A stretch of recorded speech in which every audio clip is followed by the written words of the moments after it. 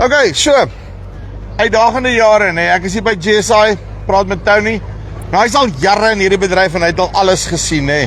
Kom ons hoor net so 'n bietjie, wat is sy gedagte rondom hierdie hele besigheid, val aan die graankant ensovoorts, en is daar dalk 'n plan of twee vir jou om te maak, langtermyn om jouself te verskans? Kom ons luister 'n bietjie.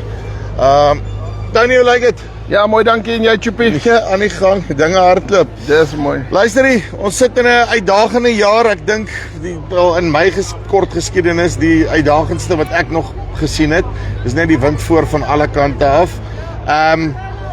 Wat wil jy vir die ouens daar sê buite wat na die ding kyk?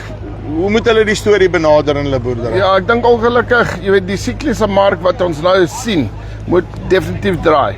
En ek dink die slim besluit nou, ek dink is om eintlik net kop te hou, slim besluite te maak, en ek dink vir die toekoms moet ons definitief nou, ek dink wat is die beste besluite vir sodra die mark draai. En hoe kan jy jouself verskans, daar wat jy sê vir die toekoms, nee, om basically te sê, right, luister die issues waaraan ek nou is, whatever dit ook al is, kom ons sê, want kyk, hulle leer mos net, jy leer mos net uit iets uit die oomblik as dit verkeerd gegaan het, yes, nee. Yes.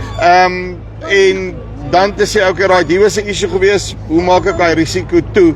Is dit, hoe beplan ek, laat ek nie weer in daai scenario kom op die einde van die dag nie? En wat is daai een ding wat jy regtig dink, wat vir die ouens die meeste waarde kan toevoeg, langtermyn? Ja, ek dink ons is in 'n fantastiese storm, amper so, waar insetkostes net hopeloos te hoog is, en die markprys vir graan is basies baie laag.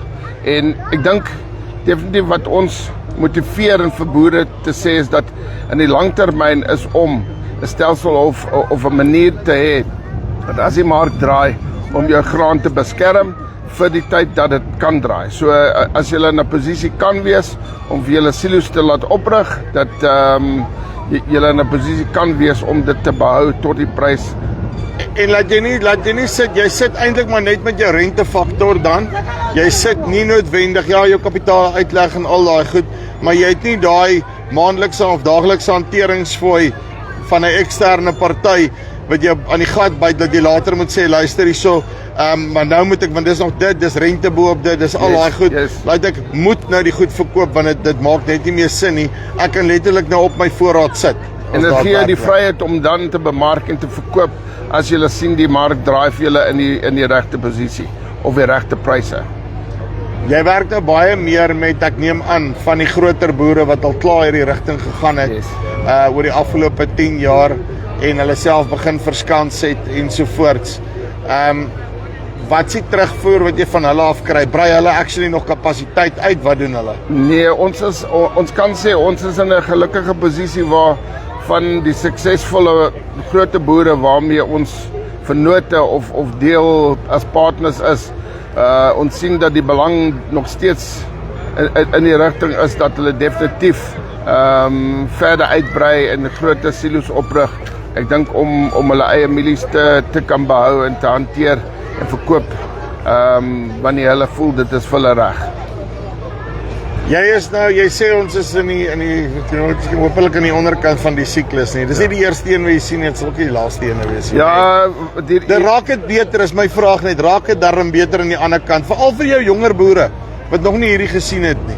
Ja, ek dink almal kan baie negatief wees, tot ons, ek dink almal raak, want die value chain van die hele agri-sektor is bepaal deur basies jou markprys en wat jy kan eintlik vereffen. En so ek is al in die 30 jaar wat ek nou by GSI is en saam met boere ondersteun en sulke goed, het ek dit al 3 keer gesien en definitief gaan dit weer draai. Dit moet draai. Daar moet 'n regstelling kom op 'n slag. Ek weet almal wil weet wanneer, en dis die golden question, wanneer sal dit gebeur, maar jy weet, al wat ons kan man sê is hou kop en maak wyse besluite en wees net gereed vir wanneer die mark draai, want dit gaan definitief. Uitstekend, Tony, dankie baie. Right, so ek stem, nee.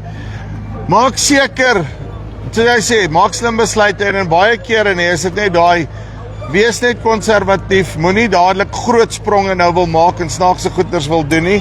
Hou by wat jy ken en dan ek dink die belangrikste nê, al is dit nie nou nie of as jy weer in 'n posisie is, set jouself op dat jy in beheer is van jou boerdery in alle fasette, want dan kan jy die regte ding op die regte tyd doen.